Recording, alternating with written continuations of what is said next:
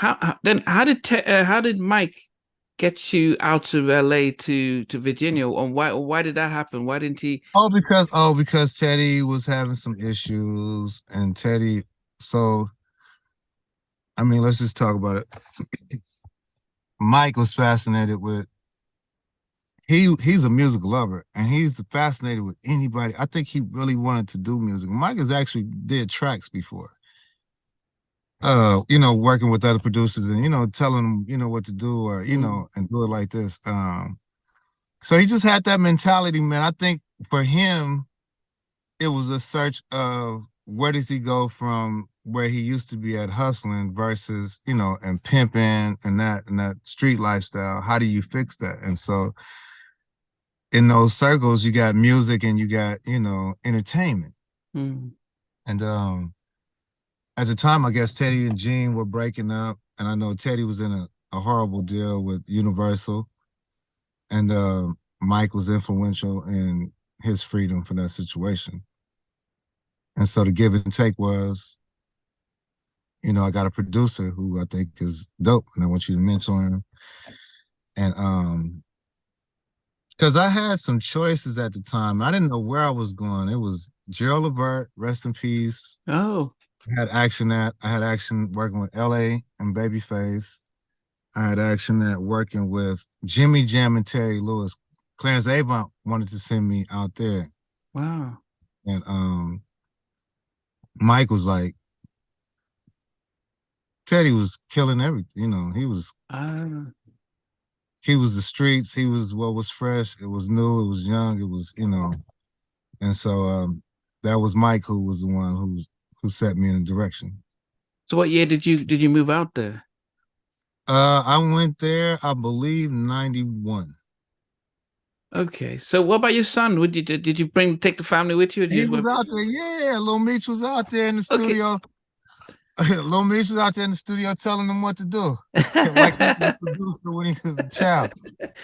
So around 91, so you must have known Mucho and Sprague. Yeah, my guys, man, Mucho, man, that's my boy, that's my cousin, man. I let him brag. I let him guys because they was just there, and our stories was different, But we had these meetings, and we just became a team. And man, anytime you walk down the hallway, if Sprague was in the studio, it was beating. If Mucho was in, it was beating. If Ty was in, it was Right. beating. You know what I mean? If Pharrell was in, they was coming around. They were the Neptunes. They were a group. So Yeah. he wasn't one of our producers yet, Mm. but musically, he was in the building. All Star people like that.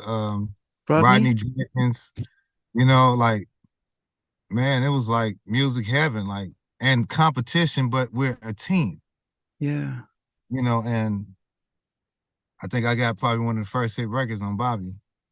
Yeah. So what was the first thing that you worked on when you got there?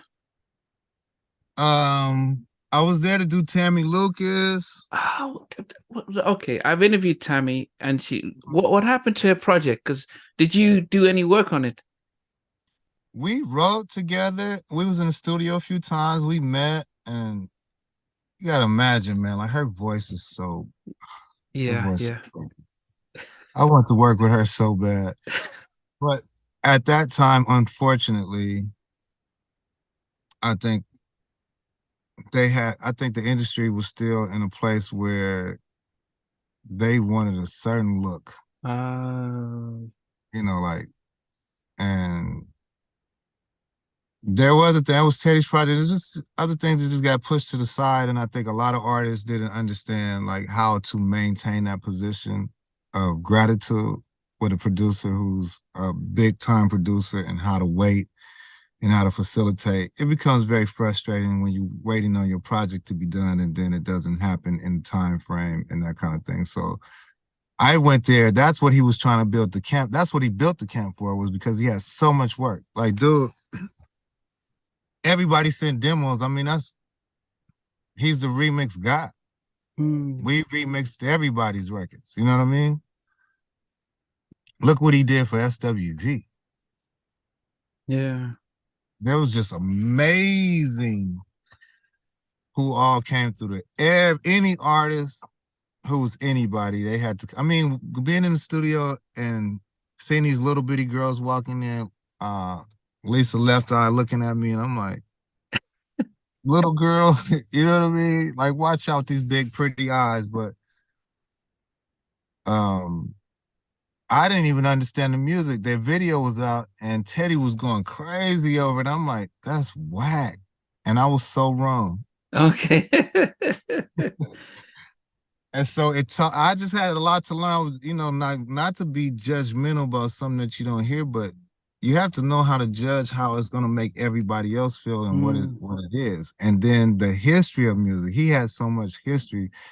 I wasn't allowed to listen to secular music openly in the house. So all of that education, I didn't get until I got there about all of this outside music.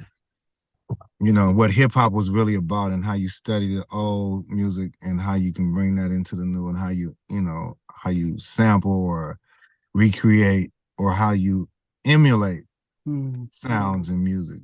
He was instrumental in, enlightening me to that.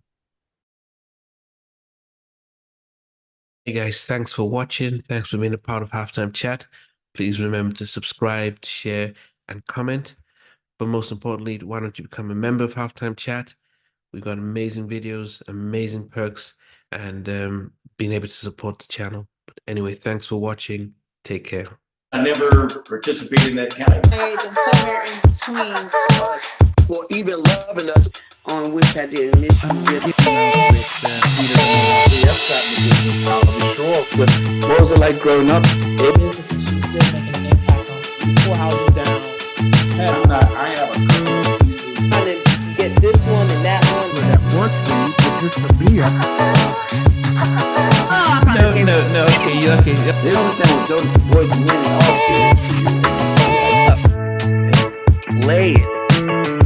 And all these guys, they all work together. I mean, I love all different genres.